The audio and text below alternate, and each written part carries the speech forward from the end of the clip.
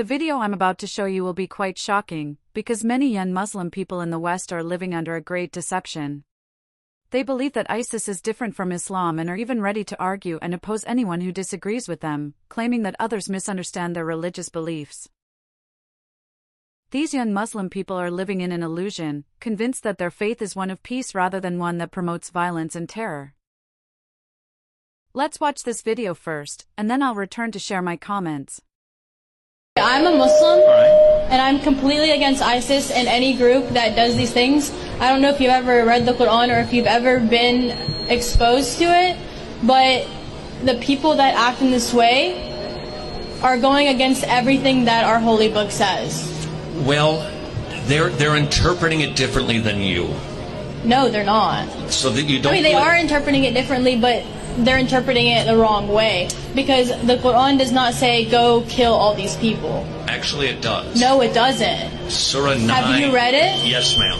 In fact, I have it in my back pocket if you'd like me to read it, because I had a feeling this might come up today. So I brought some verses from the Quran that actually do talk about this. Now, I understand you think there's an explanation. I get that, and I'm grateful for that. But there are verses like this. Surah 9:29, fight those who believe not in Allah, nor the last day, nor hold that forbidden which hath been forbidden by Allah and His Messenger, but impose jizya, which is submission, over the infidels.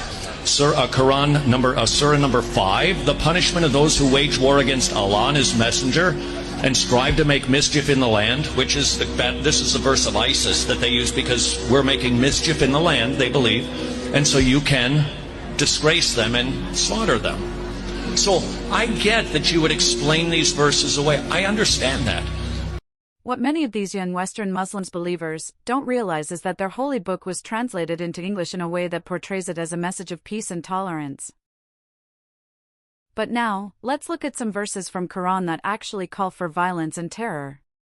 And prepare against them whatever you are able of power and of steeds of war by which you may strike terror into the enemy of Allah and your enemy and others besides them whom you do not know, but whom Allah knows. Al-Anfal 8 hours 60 minutes.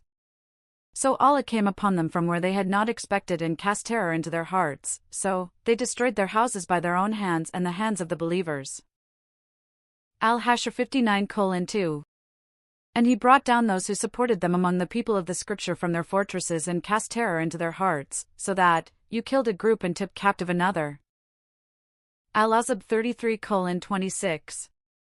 I will cast terror into the hearts of those who disbelieve, so strike them upon the necks and strike from them every fingertip. Al-Anfal 8:12.